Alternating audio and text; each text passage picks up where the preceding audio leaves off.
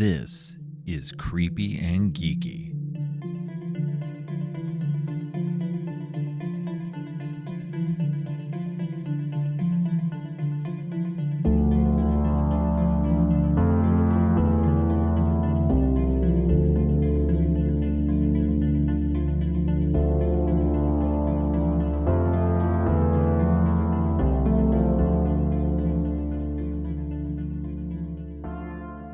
I'm your host, Robert, and today's returning guest is Ariel Powers-Schaub. She's a writer and the administrative assistant for Ghouls Magazine and a writer for Moving Pictures Film Club. You'll also remember her as my guest for the Autopsy of Jane Doe and Taking of Deborah Logan episode. Welcome back to the show, Ariel. Hi, thanks for having me. It's good to be back. Yeah, it's always good to have you. I just thought it'd be a fun little trivia for you to know that your first episode that you did is the second most popular episode that I've done so far. That is a fun fact, and I don't know how that happened, but I will take it. All right. Yeah. So hopefully, this will be another fun episode that will get lots of listeners in. And whether it brings listeners in or not, it'll still be a fun episode. Yes, and this combination of films that we're going to talk about is going to be great. So I'm excited. Yeah. I've been looking forward to this. So the films that we watched for this and that we're going to be talking about are the Quentin Tarantino and Robert Rodriguez movies. Robert Rodriguez's was Planet Terror and Quentin Tarantino's was Death Proof, and put together they are known as Grindhouse. So how did you watch these? Did you watch these as the full experience of Grindhouse, or did you have to watch them separately? Yeah, so this weekend I watched them as Grindhouse. Okay. For the first time since they came out. Right. I never got to see it in the theater. I'd always seen it, on DVD. And so I hadn't seen the full experience for quite a while, so that was fun to do this weekend. I've watched them separately before. Right. Yeah, I think this was my first time watching it together as Grindhouse for the first time since I'd seen it. I actually did get to see it in theater when it came out. Yeah, I got lucky. It was a really weird thing. We had it had come out, and right when it had come out, I had taken a trip to go see a great aunt of mine, and I took the kids with me. It was just me and the kids. My wife stayed home because she was still working, and so we jetted off. We lived in Albuquerque, New Mexico at the time, and we went all the way over to North Carolina and visited her. And I managed to sneak out for a few hours, leaving her with the kids. While I went and watched the movie. Because I was desperate to see it. I was like, no, it's not playing anywhere. I need to really see this so bad. Oh, that's awesome that you found it then. Yeah. Oh, yeah. No, it was very limited, too, because there were barely anybody playing it, because it's two movies in one. So nobody was wanting to really do that. Although, to be fair, it's only roughly a little over 3 hours, which... Nowadays, lots of the big major movies are like 3 hours. So that's true. Yeah, maybe that wasn't as common at the time, but yeah, you could definitely you could get people to sit through this experience if they'll sit through a 3.5 hour whatever. Yeah, superhero movie. I'm pretty sure like Avengers Endgame was clocking in at 3 hours. Yeah, so I think if you can get people to sit through that, you can get people to sit through these now. Yeah. So maybe it'll have a resurgence. We're coming up pretty soon. In 5 years, it'll be the 20-year anniversary. So maybe we can wish that into existence. That would be very cool. Yeah, I'd love to see more of his movies like get a resurgence on anniversaries. Because speaking of, this is the 30th anniversary of Reservoir Dogs. So. Oh, really? Yeah. Shoot. It's this year. Yeah. I better rewatch that soon then. It's been a while. Yeah. I'm rewatching everything, obviously, for all these episodes. So it's been a trip because I haven't watched most of them for a good while. I enjoy his movies, but it's good to like space them out for a while. Yeah, I think that's true because they're a lot of what they are. Yeah. And I used to watch Pulp Fiction a lot. And that movie I was okay with watching over and over because it's so many different stories Right. that it didn't feel too samey to rewatch it again. But like Reservoir Dogs, I've only seen, maybe like a few times. The Kill Bills, I've only seen a few times because I do put space between them. Right. Yeah, exactly. I think the only one that I've watched a lot of, and I wouldn't even say even more than most, but maybe just a smidge more than most, is probably Django Unchained. Oh, okay. Just because that's my favorite of his so far.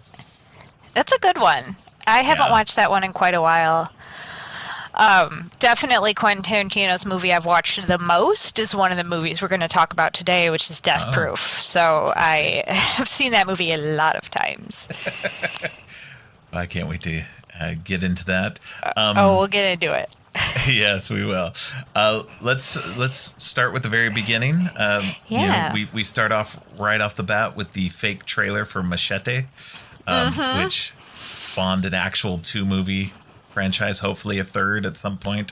I would love to see a third movie. I was sold on that one. I was hoping he would make a movie based on that, just from watching the trailer because I love Danny Trejo, and that was just wild. And that was just right up my alley. I've never seen the movies. Oh, sorry, I need to. Oh, you haven't seen them? I know. They're so good. As soon as I saw the trailer this weekend while I was rewatching Grindhouse, I put Machete on my watch list because I was okay, it's high time. I know I'll love it. Oh yeah. They're both really good. The second one definitely goes even crazier, like maybe more silly than the first one does. But yeah, the first one is so good. It's very good. It's definitely worth it. Yeah. But yeah, so that one gives you a nice little, I guess, taste of what we're gonna get in the movies as a whole, especially jumping straight into Robert Rodriguez's Planet Terror, which is I guess it's a zombie flick. Yeah. It's definitely got zombie components, like zombie vibes. It's an outbreak of a chemical weapon. If people are dead or not, or if they're just right. Maybe it's like maybe sort of like a rage virus type thing. Exactly. It's in the zombie family, I think, because it's like it's got all those elements of the survivors, and there are fewer and fewer of them, and the infected are closing in on them, and they have to make a survival plan. And so it feels like it could be a zombie movie, even if that's not what technically is going on. And there's a lot more than that going on too. There's actually quite a lot in Planet Terror. There's a lot in Planet Terror. Like not in a bad way, but just there's so much going on. You've got I don't even know where to begin with this. I know. Because it's so bizarre. Yes. There's a lot of characters because you're following a whole town during this, and you keep jumping back and forth between these different sets of characters that eventually come together. But in the meantime, there's a whole police station and there's a whole hospital, and you're connected with certain characters from those environments. But there's some tertiary characters too, and so you're kind of like, okay, who should I get invested in? Who's not going to make it? And I mean, I think Cherry Darling from the beginning, she's going to be around. But. Well, and so she's posited as our main character, but I really think that she is the main character. She's the focus of it, but at the same time, there's so much going on with Ray. There's stuff going on with the blocks that make them very much main characters in their own right, not just side characters, not just supporting characters. They're very much all co-leads. And it's because you get full stories with all of them until the end, and then it really becomes Cherry's story. He kind of pushes her back out to the front of everything, and So which was a little weird, but I love what's going on. Especially, I really like what's going on with Michael Biehn and Jeff Fahey's characters. That whole the rival brothers with the barbecue sauce just cracks me up. Yes, and that he finally shares his recipe when he's dying. Yeah, he says he'll take it to his grave, and he sure did. Like seconds later. Yep. But before we get to that, let me say, so I what I really enjoyed about this from the get-go was the music. The music is very cool. It's all done by Robert Rodriguez in a very John Carpenter vibe. He very much trying to mimic that kind of music he does for like Escape from New York and movies like that. And I was, reading up on the little trivia bits and stuff. And John Carpenter was actually chosen to score the movie before Rodriguez decided to do it himself. So interesting. I didn't know that. Yeah, I don't know the particulars of it. I just read that, and that, obviously on IMDb you can take it or leave it, but it sounds true-ish enough. It could be true. Yeah. Yeah. And he sounds like something. I mean, Carpenter himself has now been doing music for movies. He did the last two Halloweens, and he recently did the Firestarter movie, which I heard that his score is literally the best thing about that movie. Yes, that's what people are saying. Yeah, yes, that's a shame. Yeah, I have not watched it yet, but I will. Me either. I'm not in a rush. Yeah, exactly. But yeah, no, the music in this is so good. It sets a good tone throughout, and it's got some nice creepy electronic vibes throughout it. Sets and the mood well. It does, because it starts with, well, it doesn't necessarily start with, it starts with the bioweapons, but then we meet Cherry Darling, and she's a go-go dancer, and so she's dancing to what ends up being the main theme of the film. And so I think of it as her song. It's not. It's really the movie's song, but it does seem to be like during the exciting high-stakes parts in the movie, that song is being played. Right. And then the other musical motif that really stood out to me is like Ray kind of has this motif that sounded a lot like that of Deputy Dewey in Scream. It's like this 4-note. Did you notice that? That's so funny. I did notice it this time. I don't think I noticed it before, but I did notice it this time. It's a slight thing. But what's interesting about the Deputy Dewey theme, though, is that even comes from another movie. That comes from Broken Arrow. Yeah. Okay. So that's what's funny about the whole. Yeah. So when I'm assuming you haven't seen Broken Arrow. No, I haven't seen Broken Arrow. I don't think so. I don't remember it if I have. That's such a great movie. It's a John Woo movie. This podcast is just going to be me admitting how many movies I have seen. Put it on your watch list. Yeah, I'm going to do it. Yeah, just me suggesting movies to you this time. Last time it was you suggesting movies. Now it's me. Well, that's fair, I guess. But yeah, Broken Arrow is great. It's a John Woo movie with Christian Slater and John Travolta. And oh my God, sounds amazing already. It is fantastic, and John Travolta is chewing the scenery, and it's so good. It's in the best way possible. And so have you seen Face Off? Yes, I was about to say. Okay, I love Face Off. It's the movie he did with John Woo before Face Off. Okay. And so he's the villain in Broken Arrow. Also, I'm not spoiling anything for you. It becomes obvious real early. That's okay. But he's so whenever he comes on screen a couple of times, it's his theme. That doom doom doom doom. Yeah.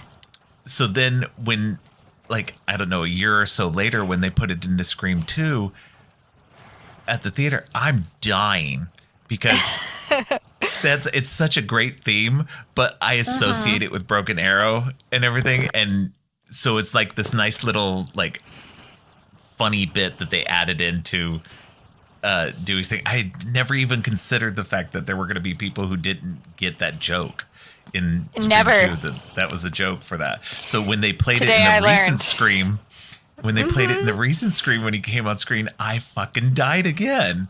So because I was like, they brought it back, yes. So I Yeah. was so I excited. think of that as 100. In my head, that's just Deputy Dewey. Like, that's his thing. So Yeah. that's really good to know.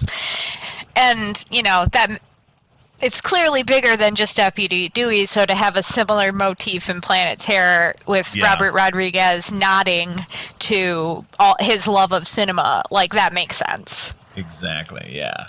Yeah. So that is great for that for this in this movie as well. That there's like that little almost similar nod to those beats in those other movies. So yeah, I enjoyed that quite a bit. An aspect of Ray that they keep teasing, and in this version of Grindhouse. And I did look at the other version as well, because I have the other the separate versions of the movies on digital. So I did, which are the expanded, extended, cleaned up versions of the movies. So I did go look, but that reel is still missing. They skip a whole bunch where there's the explanation of who El Rey really is and how he's so badass and everything. Because, well, leading up to that point, he just seems like he's just some guy who keeps, getting on the wrong side of the law. And Yeah. the sheriff knows him sort of and doesn't know his whole backstory, but just knows he's a bad guy and keeps not letting him have a gun and everything. But we skip, there's a time skip there where we miss some essential story bits. Yes. And afterward, it seems like he's some kind of high level government military like guy who is adept at weapons in such a way that he gets all kinds of respect from Michael Bihn's character after that. Yeah, there's some tattoo on his wrist of a bird or Yeah. something that when the sheriff looks at it and he's like, "Are you a wrecker?" And I was like, "Well, what's a wrecker?" But we never get any explanation of what that is, and that's fine. I mean, it's okay for Planet Terror to not fully explain it, but So I read that there was the part of the reason is that there was apparently Quentin Tarantino himself had gotten a copy of a movie at some point because he collects actual films, old films and such, especially to play at his theater, the New Beverly. That he had gotten some movie and it was actually missing a full reel of movie, and so there's like, on reels there, depending, back in the day, I used to be a projectionist, and when they would bring them to you in the film cans, it was like maybe 8 reels for like a 2-hour long movie. So you're looking at like 15 minutes. So if you're missing a reel, you're missing a good 15 minutes of the movie, which you could be missing a good chunk of explanation, good bit of exposition. And that's apparently what happened. Was he had some movie and he missed a whole bunch of information that was pertinent to the movie. And so they did that again with both of these movies, especially with this one. This one had more of where it, like, not so much in Death Proof. The missing really, Death Proof really wasn't missing anything important, but the stuff in this seems to be missing like a good bit of story material that kind of seemed important to the overall story. yeah, So, yeah. but I mean, we just go along with it and we're like, okay, now he's a badass. All right. Yeah. I'm okay with that, I guess. It does help. It does help us just get to the next thing faster, I guess. Yeah. So. Yeah, it just jumps right past, and you're just like, okay. Yeah, and I think it's funny, too, because before that missing reel, we've got the sex scene between him and Cherry, and Right. it's so hot that it burns the film. Yes, I thought that was very good. Yeah, yeah. Yes. That was a nice little technique. That was as a former projectionist. If that happened, you were screwed. Um, you Well, had yeah, the there's whole nothing you can film. do to get that back. No, no, like it's just yeah. If the film jams and burns like that, you are it's downhill from there. You have to try and quickly splice things together and get the film going again. But Jeez. yeah, it's much better nowadays that all the movies that are projected, not all, but most, at least in the major movie theaters now, are all digital. It's a lot easier and a lot less headache with that. Yeah, less high stakes. Things could go wrong, it seems like. Yeah. Now you just got to worry that you're pushing the correct button or whatever. It's funny. I have a whole explanation for this. What happened? We went and saw The Evil Dead. My daughter and I went to see the first Evil Dead last year, and for its 40th anniversary. And That's cool. They had to do a little intro thing for it, and the little intro thing was done through, I think, DirecTV. So it was really funny because you actually saw them like doing it up on the screen, like trying to get it all put up there, and it was like, okay, that's a little weird. Was that at the drive-in or at a? No, this was just at an AMC. Okay. Yeah. No, I think I wouldn't say most drive-ins, but I would say some drive-ins are probably still working on the old reels and stuff. So especially if they're doing like older movies. So, but yeah. I would love to see Grindhouse at the drive-in. Oh yeah. I mean, obviously that's the way it's meant to be seen. Yeah, Grindhouse at the drive-in would probably be like a perfect experience.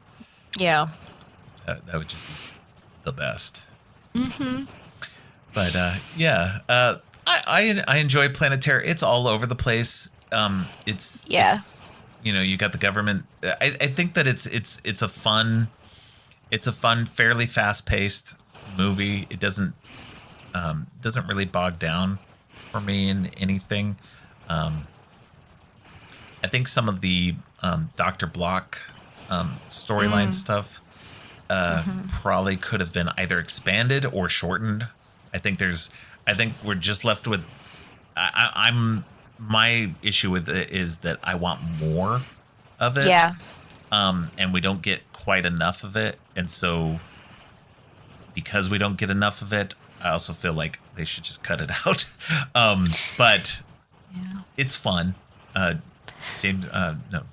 Brolin and Marley Shelton do an excellent job. And when go ahead. When her hands are numb, oh yeah, like that's really well done. Like her physical comedy.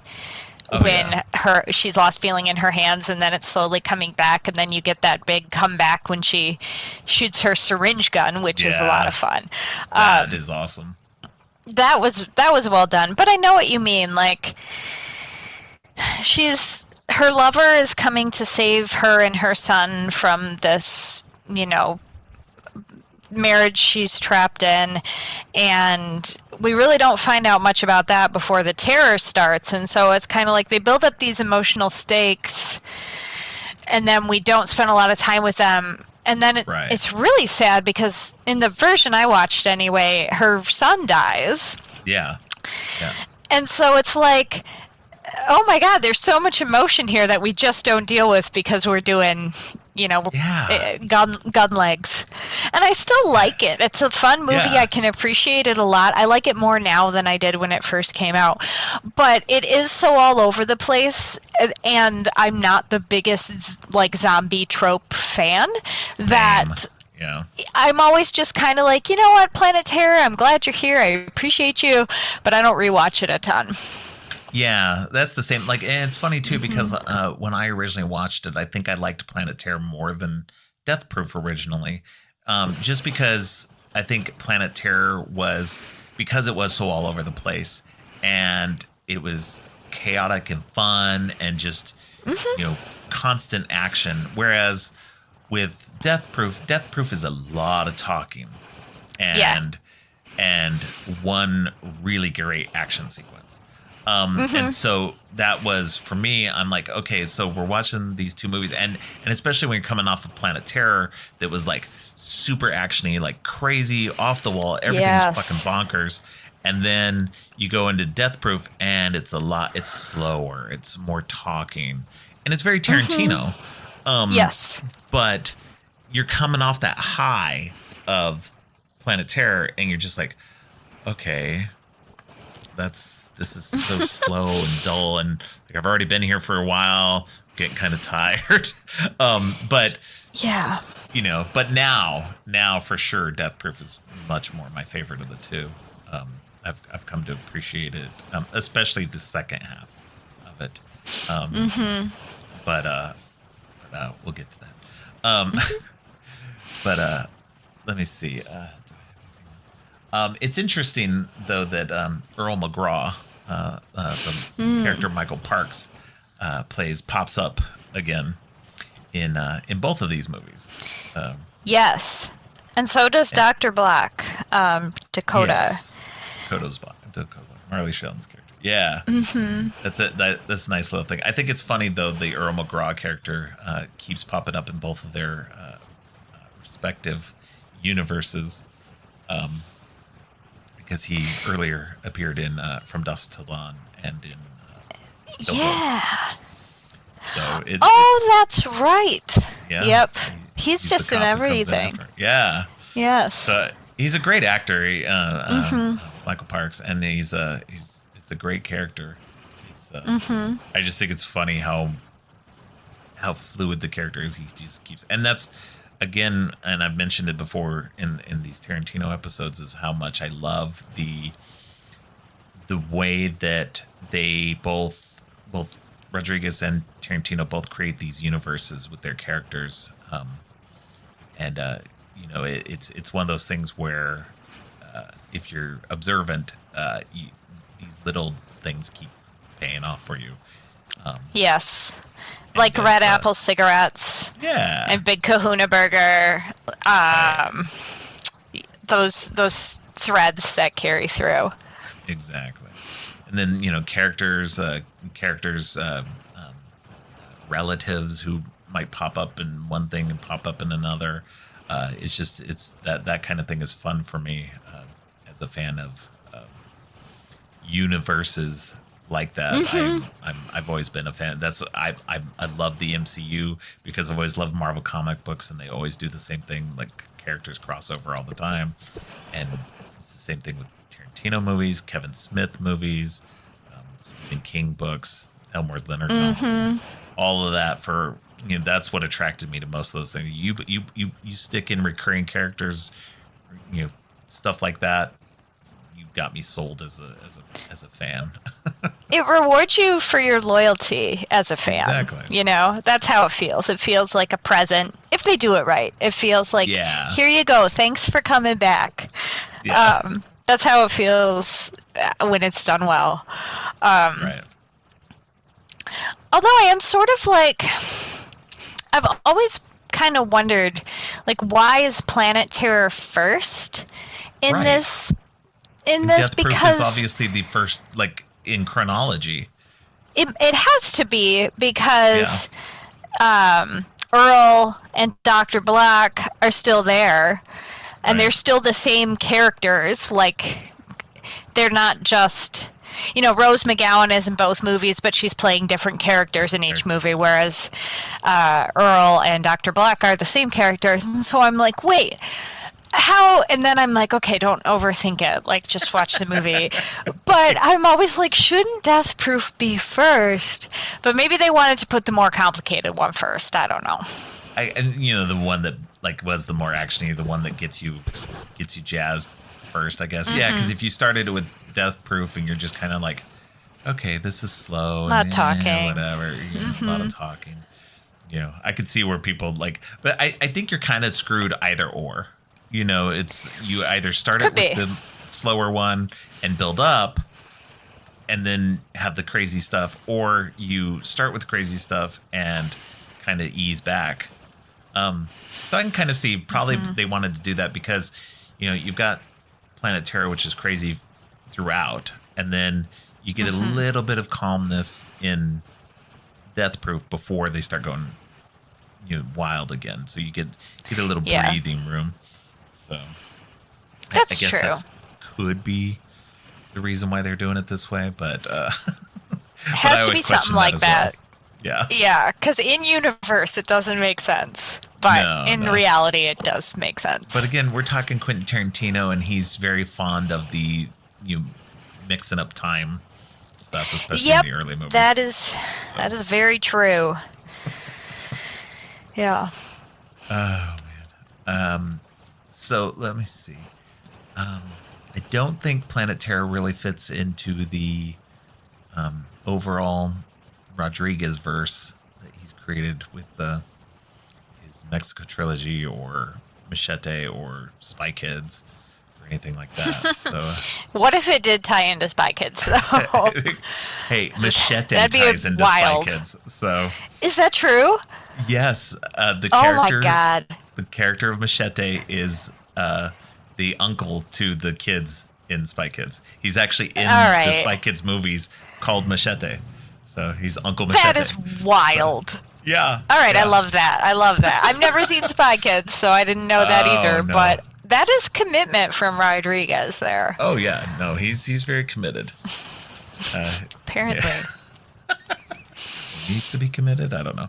A little both. Yeah. So those are the Spy Kids movies are fun. I watched them because I had kids at the time who were very into them. So it was kind of nice to have that excuse because I was already a fan of Robert Rodriguez by that point. And then I was like, okay, well, let's see what his Spy Kids movies are. They are silly beyond belief. They're literally kids movies, which is great. He makes his movies as kids movies. So, there's lots of action and everything else, but it's very sanitized for children, which is good. That could be really fun. Yeah. But yeah, it does have that connection to the Machete movies, which is odd to say. That's wild. Yeah. I would not have guessed that. Like, if somebody had asked me, do you think these movies tie in, I would have said no. So, right. There you go. You are learning all kinds of new stuff today. Listen, school's in session, apparently. Wasn't ready. You weren't ready. You were not ready for all the knowledge you were going to absorb today. That is true. I can say that is true. See, all the technical difficulties we had in the beginning were so worth it for all this new. Listeners, you have no idea what it took to bring you this episode. By the way, it was a nightmare. It was almost a half hour of trying to figure this out. But we did it. Man. Here we are. We did. All right. I don't think. Let me see. So this Planet Terror has a character played by Quentin Tarantino that rivals his character from Dusk Till Dawn in his complete vileness. Oh yeah. It is disgusting. I mean, thankfully he has a bit of comeuppance, just as much as his character from Dusk Till Dawn does. But I think this one's a little bit more justified. But yeah, it's a disgusting character. I'm not quite sure what that says about Quentin Tarantino, that he likes playing these characters. I don't know. I mean, hopefully it's just getting it out there. Just like, I'm going to play a completely contemptible human being. And, I'm not really like that. But I want to say that's what it is. Like, he wants there to be good villains for the audience to hate, like well done villains. Right. And he can do that. He's not the greatest actor, but he can do it. And like, then I think he's cheering along with you to be like, yeah, look, now his body's melting. Yay. Like, if he played reprehensible evil villains that won in the end, I'd be like, dude, what are you doing? Like, let's have a conversation about this. But like you said, he gets some gnarly comeuppance. And, Oh, gnarly. if maybe another actor would have been too uncomfortable to really commit to the role, but it makes that payoff even more cathartic when he's just melting. Yes. And you're like, well, good, you deserved it. Right. So I kind of like it. It kind of feels like No, Quentin yeah. Tarantino's a safe person to play those roles.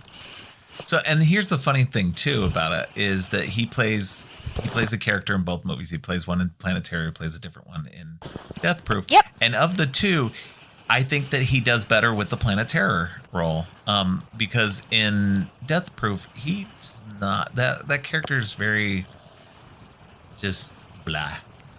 He I don't feel like he's really acting all that well in that one. Well, no, he's just being Quentin Tarantino by a different name. Yeah.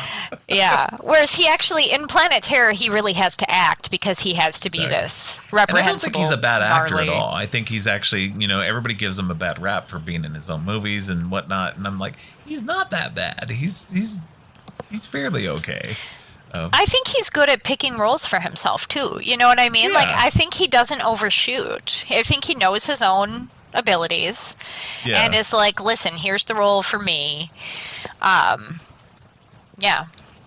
Yeah, as far as director cameos fan. go, he does well with it compared to, like, I don't know, like maybe M. Night Shyamalan. I always think he puts himself a little too much. I think a cameo is fine for M. Night. I love M. Night's movies, by the way. Same. But I think he puts himself a little too far into them sometimes. And I don't feel like he's actor enough. When did he? I can't think of an example of that. Lady in the Water. He's like one of the main characters in Lady in the Water. Oh, shoot. All right. Well, hey, you want to bet? I haven't seen this movie because that's the theme. Here, listen, I named the episode. I haven't seen this movie. This is very embarrassing for me, Robert. I don't. If you brought me on here to just put me on blast, here I'm literally updating. Like, here's the thing: I didn't even know you hadn't seen any of these movies before. I am opening up my Letterboxd right now to put these on my watch list. I mean, to be fair, Lady in the Water is one of his lesser, movies. So, I've only seen it like once. Okay, and that was not too long after it came out. So. Well, it's on the list now. Much more of a Sixth Sense to Signs, the Village era, and then skipping over quite a few, and then starting again with The Visit. The Visit is so good. The Visit is really good. Basically, everything he's done from The Visit on Visit, Split, Glass is a little uneven. But I loved Split though. Yeah, Split is great. And Old is really good. I really enjoyed Old. Oh, I haven't seen it yet. I need to watch it. Another one to add to the list. Listen, that one's already on the list. I'll be fair. That one's new, so that one is not as embarrassing as Broken Arrow. No, I do want to get around to Old. I've been kind of waiting for it to be on a streaming service that I already pay for instead of renting it. Yeah, I think it's on HBO Max. Okay. Well, gosh, one day I'll watch it, and it'll be 20 years later, and I'll be 20 more years behind. To be fair, I'm woefully behind on like lots of quote unquote classic horror movies, especially a lot of stuff from the 80s. So, I mean, you definitely don't feel bad about that because I am not caught up on stuff. I'm literally still catching up on things. Yes, Old is on HBO Max.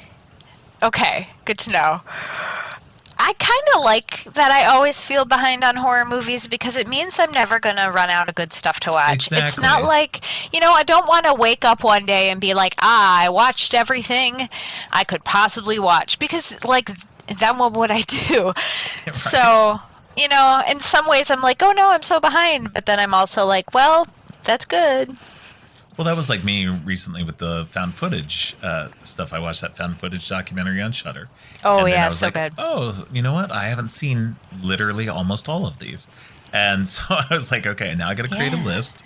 and I started watching a few. There's been some good ones. Most of them Yep. are just okay. Yeah. I find that in general, most movies in general are just okay. They're fine. Yep. You know, I but there's a couple of gems in there that and that's what's good about being able to go back and then go, okay, I haven't seen all of these, let me see what's up. And that's how I feel about movies in general, especially going back and trying to watch all these old horror movies, is that I'm never going to get caught up. I will always have a huge watch list of, all my streaming services have like watch lists that are so filled with stuff that I will probably never get to. And, Yeah. And how lucky we are to have so much good Yeah. stuff at our fingertips. Oh, it's like it's amazing, especially like me as an '80s kid. I mean, you only had so much you could do. Like you had to go to the video store to rent stuff, or hopefully find something on cable, if you had cable. And Right. not everybody had cable. We did I not didn't have even cable. Yeah, I didn't even have cable for most of it, and so No. it was just, you had to wait until stuff happened upon you. Now you have all the streaming services. You don't even have to, like, that's the interesting thing I find about all the streaming services. And I know it's harder for everybody to afford all of them and stuff. Yeah. But we were paying for cable for a while, and once we cut cable completely out and just started getting the streaming services, I find that it's still cheaper to have all of the streaming services I want rather than all the cable.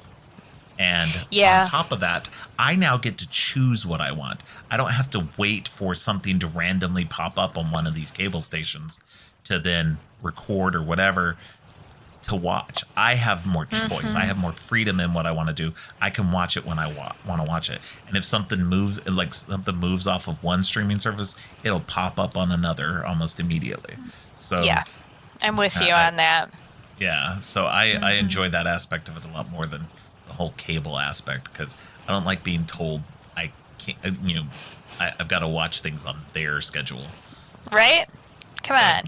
Which is I'm another with reason you. to have a good, solid physical media collection as well. But Yes, I agree. I I do actually, enjoy the streaming. so I had Death Proof on DVD forever, Yes. and because I just wore that movie out, I watch it constantly, and then I was like, I really should just get the whole Grindhouse set on Blu-ray, so I did. Yes. But then I did a thing last year where I replaced a bunch of my DVDs with Blu-rays, and I donated all my DVDs to the library. Not all of them, but like the ones that I had replaced. But now I'm sad that I did that, because the version of Death Proof I had, I didn't realize was the extended version. And on the Grindhouse Blu-ray double feature, it has the missing reel, and it doesn't have all the dialogue that I'm used to. So I actually, when I realized that this weekend, I went online and bought like a $2 used DVD of Death Proof just so I can have that back in my collection. I like physical media. I will keep multiple copies of movies if they have different special features. Funny. It's a problem. No, I fully understand. I'm kind of a mix between, I've moved on towards digital quite a bit. And I did a few years ago, like back before 2018, I had actually given up physical for the most part and had gone straight up digital for a few years. It was just because we were already, most of what we bought on physical always had a digital code, and so we would redeem it. And it's so much easier just to sit down and pull up Vudu and watch whatever you want to watch. You literally changed my life when you told me that, by the way. Oh, yeah. I forgot that was you. It was me, because I was like, okay, obviously I had never looked into it, and I just had not thought about the digital copies of movies I had. I didn't realize that they were like stored on an app that you could then watch on your TV. Because I was like, well, I don't want to watch these all on my laptop, so I just never redeemed them. Right. Silly me. Everything's on the cloud. So now I've just been going through my Blu-ray collection and like redeeming all all your stuff. Oh, that's yeah, awesome. dude. And now it's all just right there on my TV. And I realize I sound like I have no clue what I'm doing, which is true. But you teaching me that literally changed my life. So thank you. Well, you're welcome. Yeah, no, that was the thing. It was like once Vudu was like around, and it's like, at the time it was owned by Walmart, and I was like, well, Walmart's not going to go out of business anytime soon. This is a fairly good, That's true. System and everything. And then they ended up selling it to Fandango later, so Fandango now owns Vudu, which is fine. Eventually it'll go to somebody else, I'm sure. But not that Fandango's bad or anything, but I like that. I like having that freedom of being able to watch what I want to watch, like if I have it on digital. And then there's a lot of, you can buy a lot of stuff on digital really cheaply. Vudu has a lot of sales. Like every week they've got something on sale. So you can get movies for like $5 in HD, sometimes UHD quality. And so, and I know you're limited by, streaming capabilities and stuff. So you're not getting it in true 4K, but you're still getting it in pretty good quality. So, better than DVD quality at the very least, I'm going to say. Yeah. And so, there's a lot of movies. There were some that I actually had bought on DVD because they weren't available on Blu-ray. And I was like, okay, well, I'm going to buy these movies on DVD. But then I was like, oh, you know what? I can just buy them on digital. And then I can just watch them when I want to watch them and watch it easier that way. And so for me, like there's things with this Grindhouse. I had already bought. I had already had the a large amount of the Quentin Tarantino movies already, and I have all of them on digital. But I did definitely buy a while ago. I bought the Grindhouse double feature because I was like, I want to be able to watch this when I do eventually watch this. I want to watch it in its full original form. With the trailers and the trailers and everything. Yeah. Yeah. So I do enjoy the extended versions of both of the movies, but I do think that watching it in the full experience is just fun. That was fun to do. It was a good reminder. Yeah, if you can sit down and do the 3 hours, that's always a good choice. But but speaking of, we can jump into Death Proof now. And, which actually, the funny thing is you posted about Death Proof recently, and that's what kind of made me start. I'd been thinking about doing a Quentin Tarantino series of podcasts, but because you had mentioned that about watching Death Proof recently, I was like, you know what? I'm gonna double down on this. I'm gonna try and get guests and get it all working out. So you helped me get this going, and I helped you with the digital stuff. So symbiotic. It's even. Yeah. Yes, that's awesome. So so going back into it, I was like, okay, well, this will be good. I hit you up immediately and was like, hey, do you want to do an episode on Grindhouse altogether so that we can talk about this? And absolutely. You said you watched this so much. It's one of your favorite movies. Yeah, I love Death Proof. Really do. Tell me and the audience why you love Death Proof. Yeah. It's got a really good balance of that Quentin Tarantino dialogue, the sitting around talking that just pulls you in, plus really exciting action, plus really impressive stunts. So, I mean, it's a movie about stunt people. And it's about other things too, but Stuntman Mike and then the Kim and Zoe who do stunts in the second group of women that we meet. And Zoe Bell I adore anyway. She doubles for Uma Thurman. So awesome.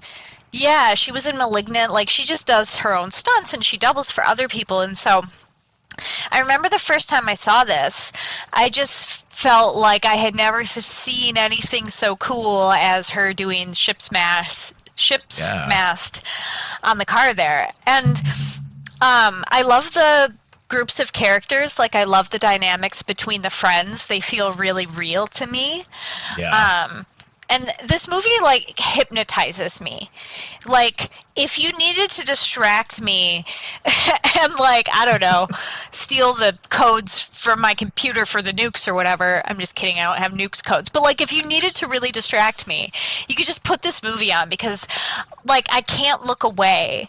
And I know when Quentin Tarantino wrote it, he wrote certain parts with specific actresses in mind that he got.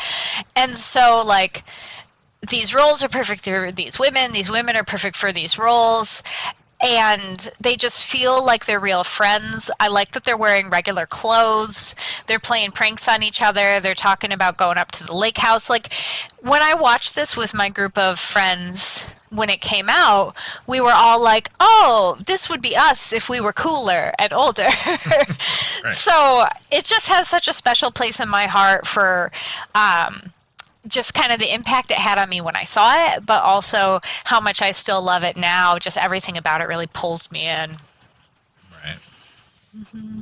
Yeah, no, I agree. I think that, as much as I said that, it's a slower, more talk heavy movie earlier, I think that, it's very Quentin Tarantino in the way that it's done.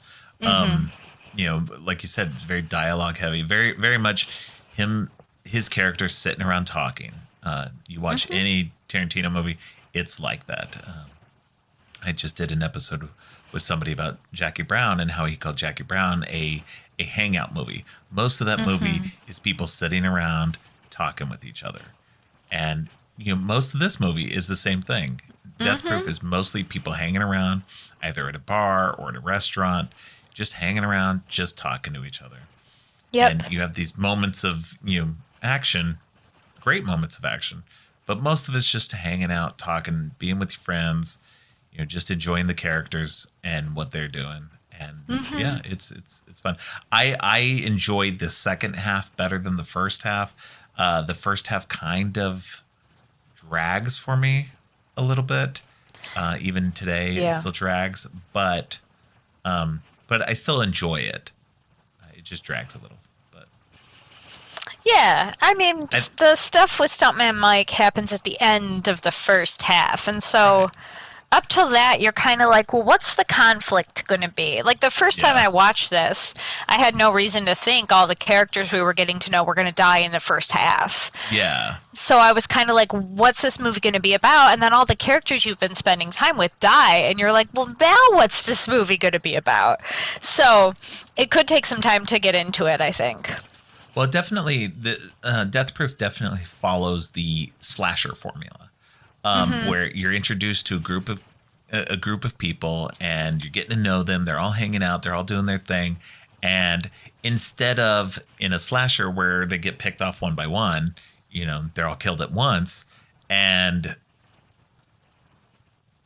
otherwise, I mean, you're still following that formula of you're getting to know the characters, and then, the carnage ensues. So, and in a way, he's still doing that.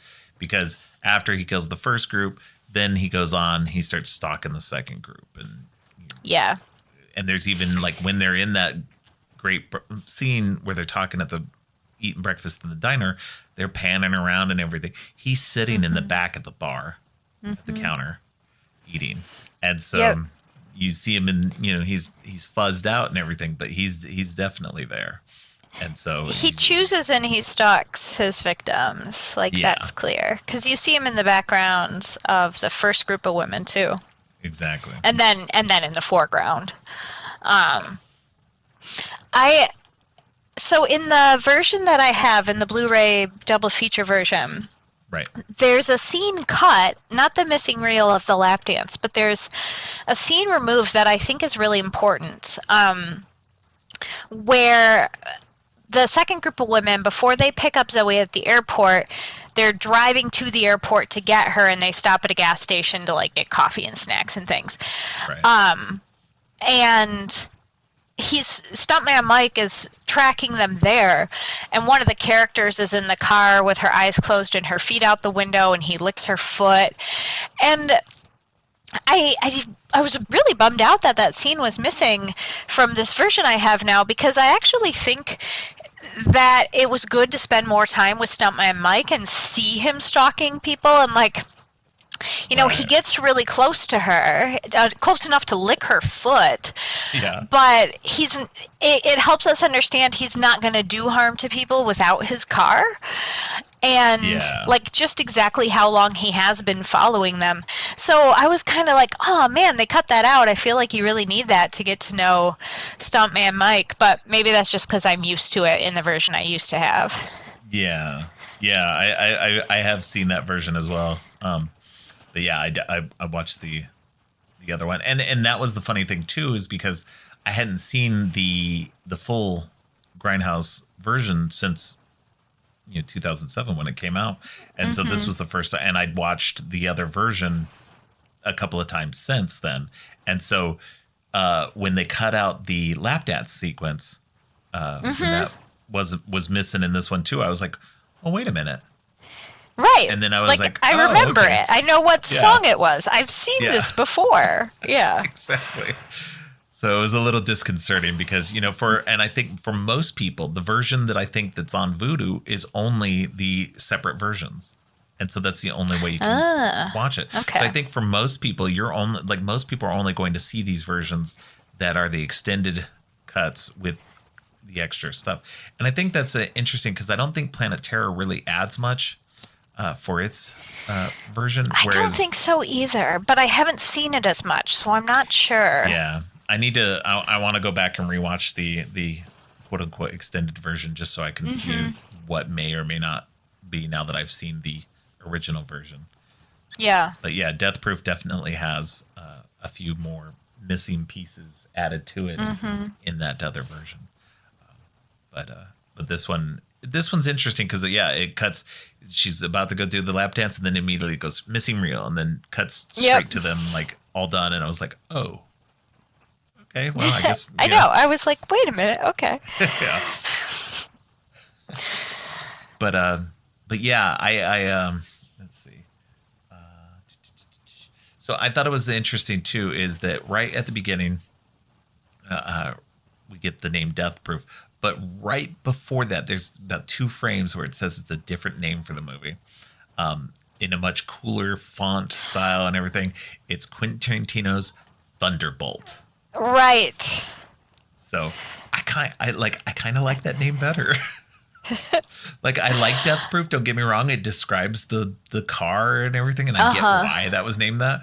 But and I get their whole point of doing that is that that's how a lot of movies were done, where they would, a lot of like grindhousey kind of movies would come out under one name and then it wouldn't do so well. So then they would maybe edit it a little bit, slap a new name on it, and then re-release it again out there, and it'd be like quote unquote a whole new movie, but it was literally the same movie just with a different name.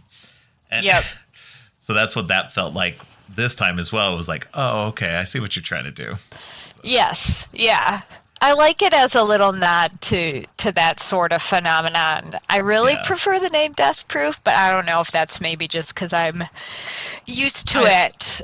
I like Death Proof. Maybe I would like it more if it were a cool font in the on the title card, because it's so plain and just like on a black card. It is. It's like, okay. It's clearly like they were like, throw this in there. Yeah. Because I also think it describes the women in the second half of the movie. Yeah. He can't kill them. They are death proof. Like they actually probably kill him. I think they smash his face in. Oh, they do. Yeah. Yeah, they he definitely gets his comeuppance in this movie. It's fun to see Kurt Russell, who I would say he generally plays the hero, or at least maybe not an anti-hero, but definitely like a reluctant hero at times. You see him play the hero more often than not. So to see him just playing a out and out, just horrible, killing guy is fun. It is fun. He is having so much fun in the role. He's good at it, and it's creepy because no, you're Kurt Russell. You're nice. What are you doing? You're so you're not supposed to be this murderous, but yeah. Yeah. No, he's so good in it. It's such a great role for him, especially, like I said, watching, because I'm used to him in like John Carpenter stuff where Yeah. he's in The Thing or Escape from New York or especially Big Trouble in Little China, and so seeing him in that stuff and knowing his history that he comes from like the Disney stuff, the Disney kind of stuff is just fun to see him then just bite into something like this and just play just Yeah. creepy, It seems gross like he's dude. having fun with it. Oh yeah. Yeah. The rest of the I don't know, the first group of girls, I mean, they're okay. They're not, to me, they're not as compelling as the second group. I really enjoy Zoe Bell, Tracy Tracy Toms, and oh my god, I'm blanking on her name. Rosario Dawson. Yes. I enjoy that group, and Mary Elizabeth Winstead, even though she's not. They leave her behind. The whole part, yeah. Yeah. Which is unfortunate too, because the guy she leaves them with is presumably the same character as the guy in the beginning of Kill Bill. That yeah, it's the same actor at the very least. Dude. Yeah. My brain just broke. Yeah. And Okay. knowing Quentin Tarantino's penchant for crossing characters and stuff, then yeah. What if it is? Yeah. I know. So yeah, so Shoot. it's a I just breaking Yeah. point all this time. Yes. But yeah, so she's left alone and they go off and do their thing. The ship's mass sequence and just everything, the chase sequence and everything is so good. It's one of the best stunt sequences I've ever seen. Yeah. It's amazing. And especially because that it's Zoe Bell on the hood the whole time. And he actually offered, because he wanted her for the acting role, he actually offered her to have a stunt person performing the stunt parts. And she was like, no, this is what I do. Yeah. Like, so she was just like, I'm doing this. I think that's so cool. Oh, yeah. Yeah. Especially because, I mean, you see it at points that they are rocking down that road and she's just on that hood and I'm just like, that's insane. Yeah, I know. I was, when I was watching it today, it's like, I know she doesn't fall off the car because I've seen this movie before. But every time I watch it, I'm like, oh my God, this is the time she's going to get bumped off. But no, that's not how movies work. Yeah. Yeah. No, I feel you completely. Is like there's some movies that no matter how many times you see it, you're still just on the edge of your seat with stuff just because of the way that it's done. And this movie is so well done that, especially that sequence is so well done. And I love that they turn the tables on him so quickly too. Is once they finally get that chance to do it, and then he is running so scared, and that was a great, like, Kurt Russell's such a great actor that you believe that he is so scared of them as well. Yes. And it's so fun to see that. It is. Yeah. All parts of that are so exciting because it's clear he doesn't know. He had no clue he was messing with stunt people. And so, he never thought he would meet his match. And it's interesting too, because initially he's not going to kill them. Like, he runs them off the road. Zoe flies into the field. She's fine. But he says, "Ooh, thanks, ladies. That was fun." And then drives away. And it's kind of like, was he going to try to kill them again later? Was he just going to leave them alive? I'm not sure. But then they're like, no, we're not leaving it at this. And so it's like, he really did not see them coming at all. And that's, I think, what also is exciting. Yeah. Yeah, that was interesting. I had that same thought too. Is he planning on coming back up to them later? You know, what is his deal with them? Is he going to try and kill them as well as, you know, like he did the others, or was just him toying with them? With them, and you know, it's but he fucked up, and yes, and they got him on the run, and that was just great, because both of those cars, you watch both those cars, and then they get into the highway with everybody else. Oh God, and just like, I'm scared for everybody else on the Me too. on that road, and I know it's all stunt cars and everything Exactly. else, but it's like, but it's still like, oh my God, you know, and both those cars. And what I liked about it too was, there's so many movies where you watch cars just banging into each other. You watch, you know, like the Fast and the Furious movies. I love those movies, but they're silly. But you watch those movies do things that would generally mess those cars up. There's no way that they could operate after that, and yet they continue to go. And I'm just like, that's so stupid and wrong. But you watch this movie and you see those cars get so damaged and stay damaged throughout the whole thing. And that, to me, was like another part that makes me love this movie, because it's, at least, sure, they probably used multiple cars and everything, but they weren't doing anything like super crazy that would require those cars to be damaged in such a way that you couldn't believe that they were still running. Right. Other than the crash, like the first crash, where he rolls his car and uses the roll cage. But in the second, like in the chase with the vanishing point car, that car gets beat to shit, but still in a way where it would run, especially those old muscle cars that were just steel boats. You know, you could bang those up for better or for worse and they would still run. So at the end of the movie, how messed up the Challenger is, I'm just like, oh God, they're never going to get Lee back. Because I'm like, what are they going to do? Like, they're going to have to pay this guy for whatever he was going to sell that car for. Yeah. That was, I was thinking the same thing too. Like, especially like once they hit the highway, I don't know why it just popped into my head at that point. And I was just like, oh, they're screwed trying to take that car back. Yep. Nope. They're going to just have to buy it or go on the run. Yeah, exactly.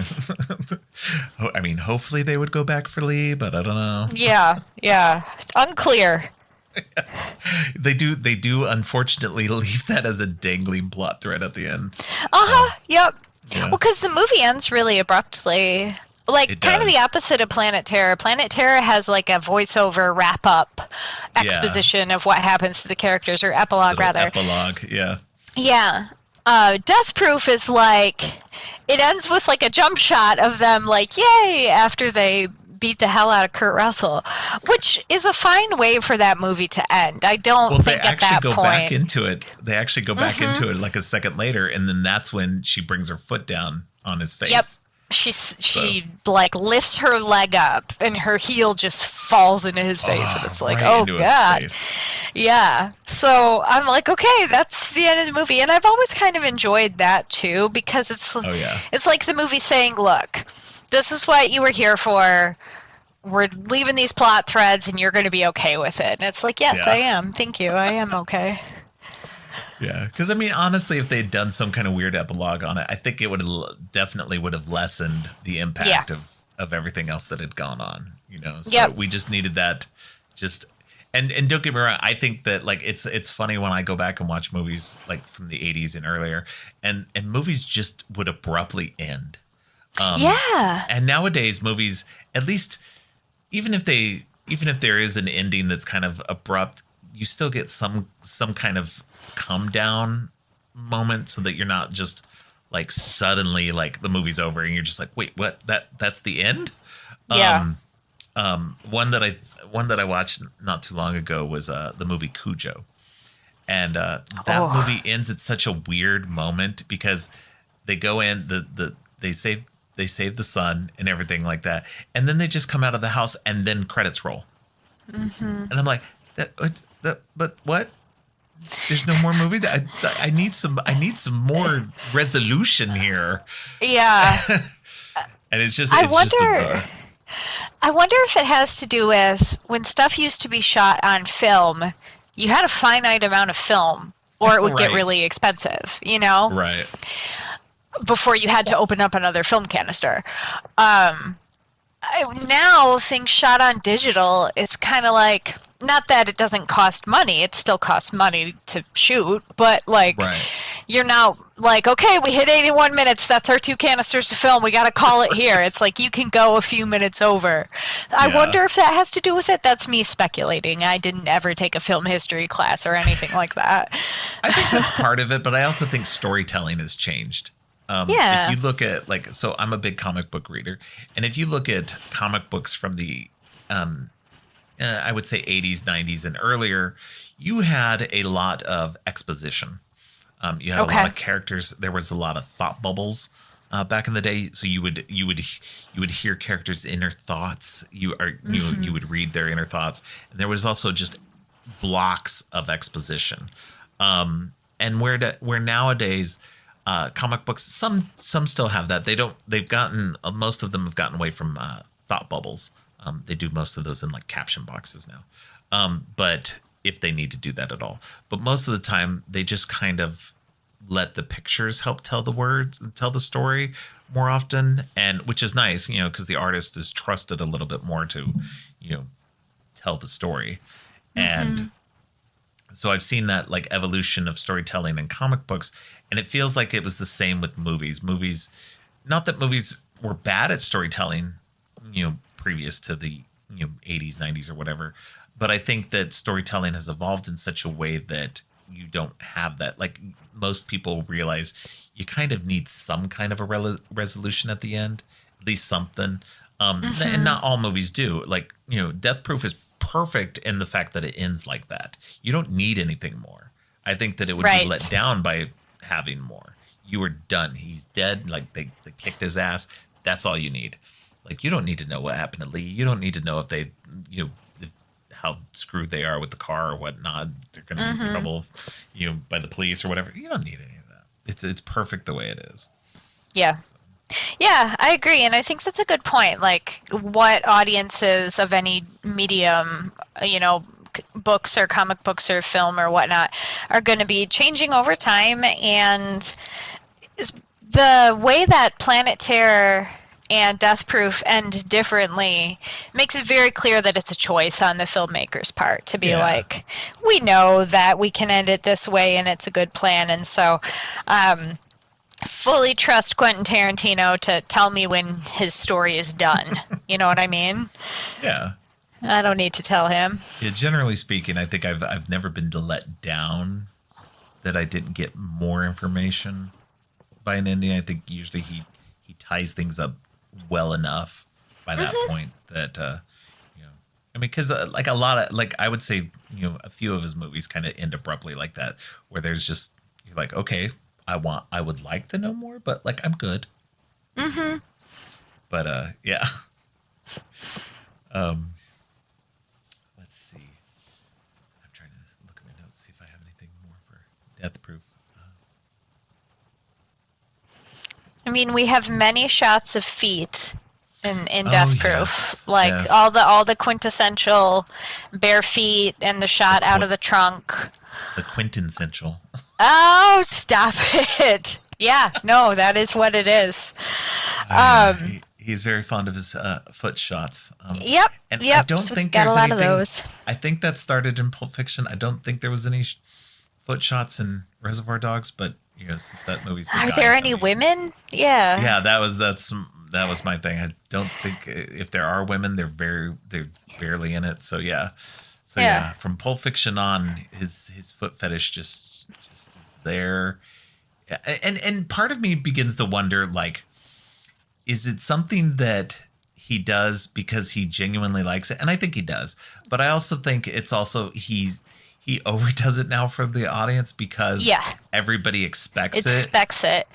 I think so. I think it's one of those things where, like, it's a self-fulfilling prophecy where he's like, they expect me to do it, so he does it more, so we expect him more, so he does it more. And that's fine. Yeah. Yeah. I'm not a foot person, so I don't get it. But Yep. No. But yeah, yep. you see it in pretty much every movie that he's done since Pulp Fiction. I mean, Yeah. hell, in Pulp Fiction, he has the whole foot massage thing. So Yep. it's very much a thing on his mind. Yes, and And very much a they thing talk for us about to a foot massage in Death Proof too. That's true. Yep. Yep. That's true. Oh, Quentin. Yeah. I mean, I will put that stuff aside for the rest of the movie that we get. For sure. Yeah. We did actually skip a couple of things. I meant to do them in between, but we didn't talk about the other fake trailers. Yeah, that's right. So it starts off with the Werewolf Women of the SS Yep. by Rob Zombie. I actually like all of these fake trailers. I want to see all of these movies. I don't care how stupid and dumb they are, because Werewolf Women of the SS looks dumb as all hell. It does, but very fun. But it looks very fun. Just I don't even know where to go with that one. It is. It looks like it would have a great cast: Udo Kier, Nicolas Cage, Sybil Danning. Just everybody's great in that. Yeah, I would watch it. It tells you Yeah. exactly what it's going to be. Oh yeah. There's no question. And that's the funny thing too, is like I would watch that movie, but I don't need to. I think we got enough in the trailer with that one that I don't think it needs to be a movie. Whereas I think the other two I would like to actually see more of full-on movies. Don't by Edgar Wright. I'm a big Edgar Wright fan. Yeah. So I would love to see that movie. Me too. That trailer really hooks me in. Yeah, and because it goes so fast that you want to see what the hell's going on. You want more of it so you can see what all these little set pieces were. And it feels really disjointed. Like the shots of the different things you see are like, whoa, we're doing that, and now we're doing this, and we're over here. And I'm just like, what is this house that we're not supposed to go in? What are we going to find inside? Right? Yeah, I would watch that. Yeah, 100% I would watch that. I mean, it's Edgar Wright. I would watch it anyway, but... Yeah. And then Thanksgiving, I would watch. So here's my thing. I'm not a huge Eli Roth fan. I'm okay on him. I like a few of his movies. I know you're a big Hostel fan.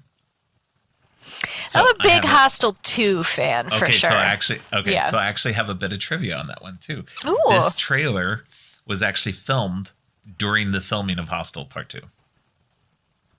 That checks out with the timing. Yeah. So he actually took some of the actors, Cheryl Ladd and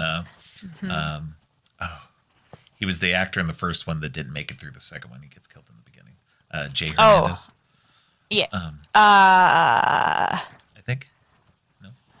I don't remember if he. It's the character Josh, right? I believe so. Okay. Jay Hernandez. He plays Paxton. Okay. In the first one. Okay. So yeah, so he's in the Thanksgiving trailer as well. So he's this is the one I think I want to see the most, even though like I said, I'm not a huge Eli Roth fan. I like him okay. But this is the one I wanted to see the most, just because it looks alternately the dumbest and the best, because it's just like, especially Michael Biehn, he's so funny. He's so deadpan. Yeah. It's so great. But everything about it is just fun. It looks like the dumbest slasher. It looks like the worst 80s slasher. But, which I would love. But it just looks fun. Especially because there's not very many Thanksgiving holiday slasher or horror movies in general. Right. The only one I can think of is Blood Rage.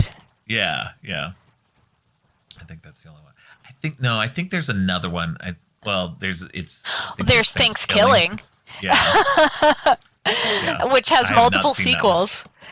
Oh God, it is not. It's it's not high It's on anything ever I want to watch list. So no, it's such a product of its time. Like yeah, the jokes do not age well, but it is sort of an interesting time capsule, I guess, of when it came out. I have not seen the sequels. yeah. I think it has more than one sequel, but yeah, I did watch Thanksgiving one year because I was just like, "What is this?" I did watch Blood Rage. I watched it. Yeah, Blood Rage is good. I think I watched it last year. So It was on Shudder last year, so I think that's when I yeah, caught it. Yeah. yeah, I think so. Yeah, I finally got caught up on that, and I was like, okay, I'll watch that. It's fine. It's fine. Yeah, I gave it 3 stars, which means it's fine. Yeah. But yeah, I would like to see Thanksgiving just because it looks so like it looks fucking bonkers, It does. Yep. and it looks like it would be a fun movie. So, but I think overall, I think all 3 trailers, all 4, if you could include Machete, they do a good job at being that great mix of weird and wanting you to watch the movies and being part of Yes. the whole Grindhouse experience. Yes. All of that was just perfect. And I went to the drive-in a couple weeks ago, and I hadn't been to the drive-in in maybe like 20 years or something ridiculous like that. So it was really cool, like, to actually go to a drive-in. And they did in Grindhouse, it has like the colorful screen with the words that come together that say, preview of coming attractions, and then our feature presentation, and it has the horn music that plays during that. Right. They did that at the drive-in, and I was like, awesome. oh my God, I know this. And I was like, I didn't know that this was a real thing that got played at cinemas. So I was so excited a couple weeks ago when I went to the drive-in, and I was like, this is from Grindhouse. And my husband didn't know what I was talking about, but I was like, no, trust me, it's a thing. Oh no, that's funny. Yeah. So the whole experience of watching Grindhouse, I definitely think it's something people should do if they have enjoyed these movies separately. To see it all in a row as it was meant to be, I think is a cool experience. Right. Let's see. What did you end up watching at the drive-in? The new Top Gun movie. Oh, okay. All right. Yeah. Was it good? It was really good. It was really good. I want to see that. It's very good. That's awesome. We did not stay for the second film, which was Collateral.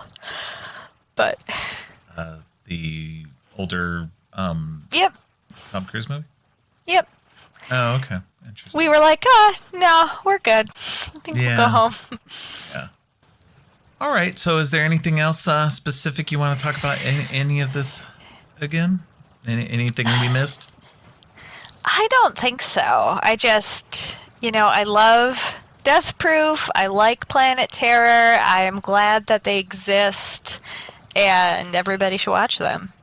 So, I think it's funny too because Quentin Tarantino actually says this is his least, I guess, it's his lowest film on his filmography. He considers this his least accomplished film, and I don't feel like it. I mean, in some ways, sure, because I think that it's more of a fun throwaway thing that he was trying to do, more than Right. something serious like he does with most of his other movies.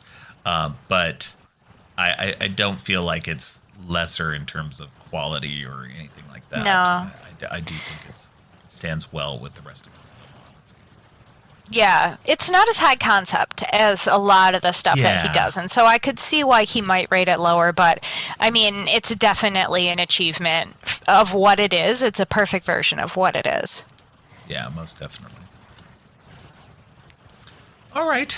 Well, I appreciate you coming on and also, helping to somewhat inspire this series of podcasts with the tweet you made. Gave me the gumption to actually jump into it and dive right in and collect out all the people that I wanted to talk to and get all these put out. So, oh yeah, I mean, of course, anytime to talk about Quentin Tarantino and especially Death Proof, yeah, anytime. And thanks for having me back. It's always a good time. Yeah, technical difficulties aside, it definitely was fun to talk about this and yes, get it fit, and enjoy the conversation at the very least. So, okay, well, where can people find you if you want to be found? Yeah, yes. You can find me on Twitter at Ari_Hellraiser, and you can find me on Letterboxd at the same name. I post all my writing and whatnot to Twitter, so just follow me there. All right, that's awesome. Yeah. Well, thanks again, and we'll get you back on again soon. And sounds good. Talk some more movies. Okay, take care. Bye-bye. All right, thank you. Thanks again to Ariel for coming on the show. Next episode, Donna from the Dawn of the Dead podcast returns to talk about Django Unchained and the Hateful Eight. Thanks for listening. If you liked what you heard, make sure to subscribe on your favorite podcast app or at creepyandgeeky.com. You can follow the podcast on social media at Creepy and Geeky on both Twitter and Instagram. If you'd like to follow me, I'm Geek Thulu on Twitter and geek.thulu on Instagram. You can support the podcast by ordering teas and more from our TeePublic page. All of the links are in the show notes. Finally, don't forget, stay creepy.